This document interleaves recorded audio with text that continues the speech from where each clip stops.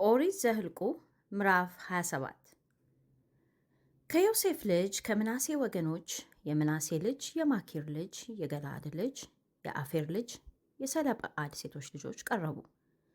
የእነዚህም ሴቶች ልጆች ስም ማህለህ፣ ኑዓ፣ ኤግላ፣ ሚልካ፣ ቲርጻ ነበር።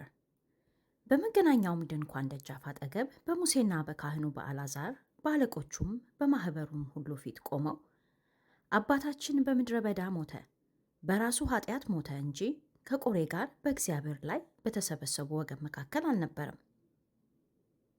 ወንዶችም ልጆች አልነበሩትም። ወንድ ልጅስ ባይኖረው የአባታችን ስም ከወገኑ መካከል ለምን ይጠፋል? በአባታችን ወንድሞች መካከል ርስትን ስጠን አሉ። ሙሴም ነገራቸውን በእግዚአብሔር ፊት አቀረበ። እግዚአብሔርም ሙሴን እንዲህ ብሎ ተናገረው። የሰለጰዓድን ልጆች እውነት ተናግረዋል። በአባታቸው ወንድሞች መካከል የርስት ድርሻ ስጣቸው። የአባታቸውን ርስት ለእነርሱ አሳልፈ ስጥ። ለእስራኤልም ልጆች እንዲህ ብለህ ንገራቸው፣ ሰው ቢሞት ወንድ ልጅም ባይኖረው ርስቱ ለሴት ልጁ ይለፍ። ሴት ልጅም ባትኖረው ርስቱን ለወንድሞቹ ስጡ። ወንድሞቹም ባይኖሩት ርስቱን ለአባቱ ወንድሞች ስጡ። የአባቱ ወንድሞች ባይኖሩት ከወገኑ ለቀረበ ዘመድ ርስቱን ስጡ፣ እርሱም ይውረሰው።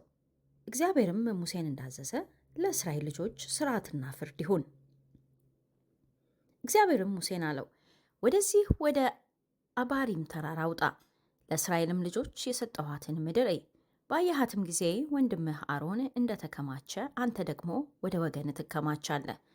እናንተ በጺን ምድረ በዳ በማኅበሩ ጠብ በቃሌ ላይ አምጻችኋልና በእነርሱም ፊት በውሃው ዘንድ አልቀደሳችሁኝምና፣ ይህም በጺን ምድረ በዳ በቃዴስ ያለው የመሪባ ውሃ ነው።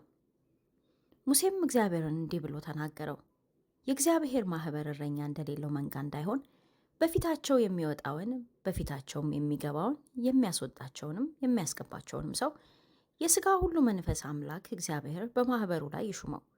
እግዚአብሔርም ሙሴን አለው፣ መንፈስ ያለበትን ሰው የነዌን ልጅ ኢያሱን ወስደህ እጅህን በላዩ ጫንበት፣ በካህኑ በአልዓዛርና በማኅበሩ ሁሉ ፊት አቁመው፣ እነርሱም እያዩ እዘዘው።